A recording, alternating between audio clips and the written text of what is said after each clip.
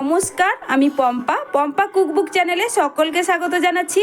বন্ধুরা, আজকে তোমাদের মুখরোচক একটা দারুণ পকোড়া রেসিপি শেয়ার করব, যেটা বাঁধাকপি থাকলেই তৈরি করে নিতে পারবে খুব সহজেই। এখন তো বাঁধাকপি সবার বাড়িতেই থাকে কম বেশি। তাহলে চলো কথা না বাড়িয়ে রেসিপিটা শুরু করছি। আশা করছি রেসিপিটা তোমাদের খুব পছন্দ হবে। সন্ধ্যা স্ন্যাক্স হিসেবে একদম পারফেক্ট, চায়ের সঙ্গে কিন্তু একদম জমে যায়। সবার প্রথমে এখানে আমি নিয়ে নিচ্ছি বাঁধাকপি।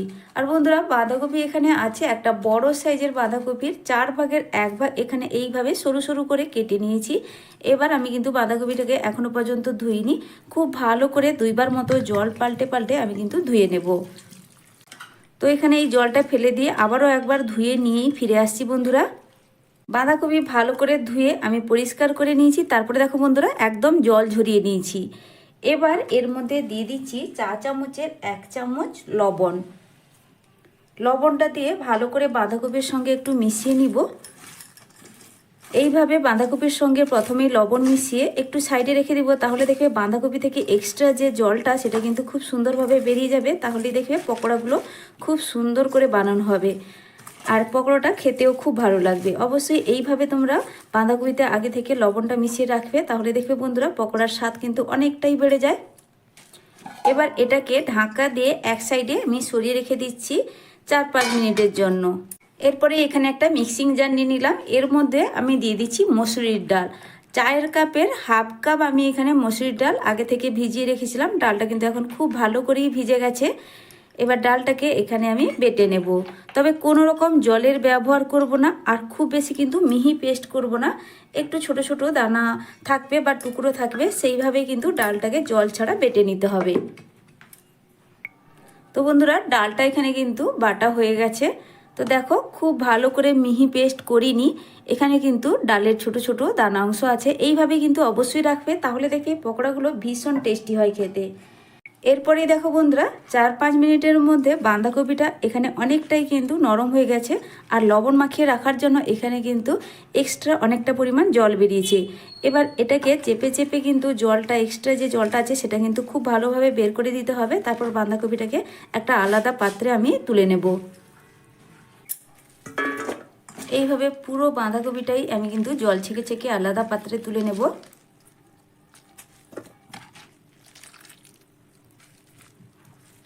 এবার বাঁধাকপির মধ্যে দিয়ে দিচ্ছি কয়েকটা উপকরণ। তার মধ্যে এখানে নিয়েছি 3টে বড় সাইজের কুচনো পেঁয়াজ। আর এই পকোড়ার মধ্যে পেঁয়াজের পরিমাণটা একটু বেশি থাকলে বন্ধুরা খেতে কিন্তু বেশ ভালো লাগে।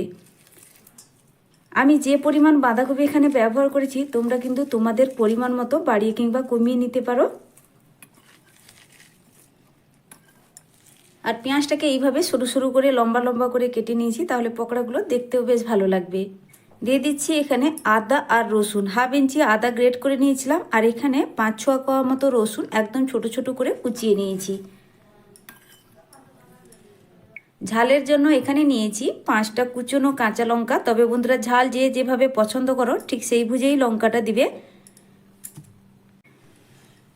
এরপরে এখানে দিয়ে দিচ্ছি বেটে রাখা মসুরির ডাল।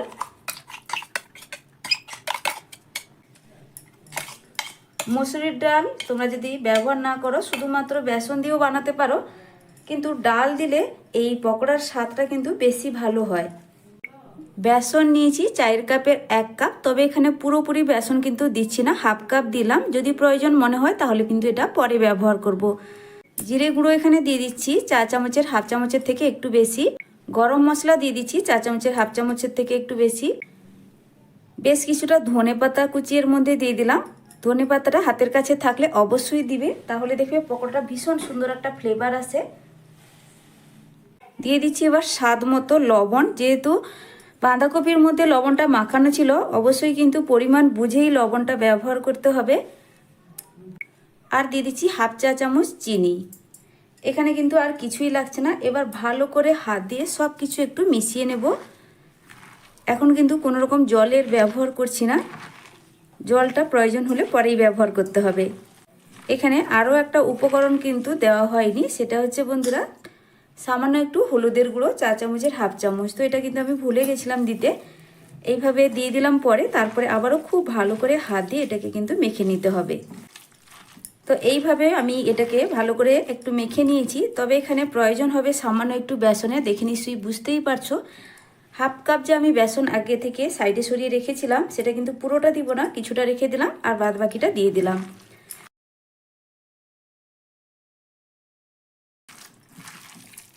আর এখানে কিন্তু কোনো রকম জলের আমি ব্যবহার করিনি, জল ছাড়াই ভালো করে এটাকে আমি মেখে নিলাম। আমার চ্যানেলে নতুন বন্ধু পুরনো বন্ধু সবাইকে স্বাগত জানাই। তোমাদের জন্য অনেকটা ভালোবাসা বন্ধুরা, তোমরাও আমাকে ভালোবাসা দিয়ে পাশে থেকো। আর আজকের এই বাঁধাকপির পকোড়া রেসিপিটা সম্পূর্ণ দেখার পর তোমাদের যদি ভালো লাগে তাহলে একটা লাইক আর সুন্দর একটা কমেন্ট করে যেতে ভুলবে না। তোমাদের দেওয়া একটা লাইক আর সুন্দর একটা কমেন্ট আমার নতুন ভিডিও বানাতে অনেকটাই উৎসাহ বাড়িয়ে দেয়। আর এই পকোড়াটা ভীষণই মুখরোচক হয়, বাড়ির বড় ছোট খুব পছন্দ করবে বন্ধুরা। এই শীতের সন্ধ্যায় চায়ের আড্ডা কিংবা গরম গরম কিছু বানাতে ইচ্ছে করলে অবশ্যই কিন্তু এই বাঁধাকপির পকোড়াটা বানিয়ে দেখো, খুবই ভালো লাগবে। আর খুব বেশি উপকরণও লাগে না, হাতের কাছে থাকা উপকরণ দিয়ে কিন্তু বন্ধুরা ঝটপট এই পকোড়া বানানো হয়ে যায়। খেতেও ভীষণ টেস্টি হয়, বাড়িতে আসা অতিথিদেরও ঝটপট কিন্তু বানিয়ে দেওয়া যায়। খুব ভালো করেই তো এটা মেখে নেওয়া হয়ে গেছে। এবার চলো ঝটপট তোমাদেরকে পকোড়াটা বানিয়ে দেখাই। পকোড়াগুলো ভাজার জন্য গ্যাসে একটা ফ্রাইং প্যান বসিয়ে দিয়ে তাতে কিছুটা পরিমাণ তেল দিয়ে দিয়েছি। তেলটা এখন গরমও হয়ে গেছে। এবার একে একে পকোড়াগুলো আমি তেলের মধ্যে ছেড়ে দিব। তো দেখো বন্ধুরা, কিছুটা আমি বাঁধাকপির এই যে মাখানো, এবার দেখো বন্ধুরা পকোড়ার আমি ঠিক এইভাবে করে সাইজ করে নিচ্ছি। কিছুটা পরিমাণ নিলাম, তারপরে হাতে একটু চ্যাপটা করে দিচ্ছি, খুব বেশি চ্যাপটা না, ঠিক এইভাবে করে আমি পকোড়ার শেপটা দিয়ে দিচ্ছি। তোমরা তোমাদের পছন্দ মতো শেপ দিয়ে দিবে।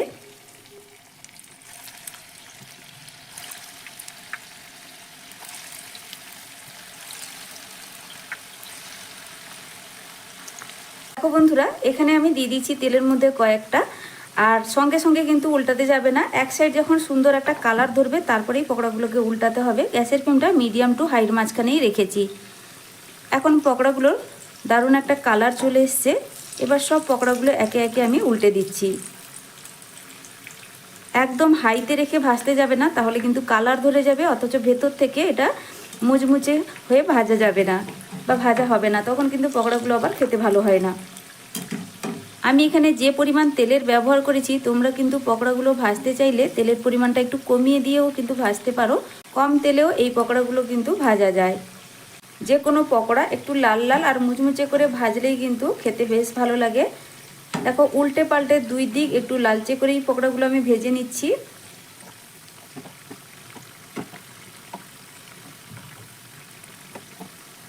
পকোড়াগুলো ঠিক এইভাবে লাল লাল করে ভেজে নেওয়া হয়ে গেছে। এবার তেল ঝরিয়ে এগুলোকে একটা পাত্রের মধ্যে তুলে রাখছি।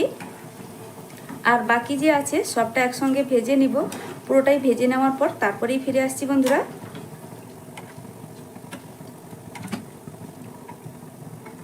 সব পকোড়াগুলো আমার এখানে ভাজা হয়ে গেছে। তো একটা প্লেটে সাজিয়ে নিয়ে চলে এলাম। দেখতে কতটা লোভনীয় লাগছে, দেখতেও যেমন সুন্দর, খেতে ভীষণ টেস্টি আর খুবই মুচমুচে হয়েছে এই পকোড়াগুলো। একটা তোমাদেরকে ভেঙেও দেখাচ্ছি, তোমরা বুঝতে পারবে পকোড়াগুলো কতটা মুচমুচে হয়েছে। বাড়িতে বানিয়ে খেয়ে দেখার অনুরোধ রইল। রেসিপি ভালো লাগলে আমাকে কিন্তু কমেন্ট করে জানাতে ভুলবে না। তাহলে আজকের মতো আসছি বন্ধুরা, ফিরে আসবো নতুন এক রেসিপি নিয়ে। তোমরা সকলে ভালো থেকো, সুস্থ থেকো। আর আমার রেসিপি এতক্ষণ পর্যন্ত দেখার জন্য অসংখ্য অসংখ্য ধন্যবাদ। প্রত্যেকটা পকোড়া দেখো বন্ধুরা কতটা মুচমুচে হয়েছে। তোমরা সকলে ভালো থেকো, সুস্থ থেকো বন্ধুরা।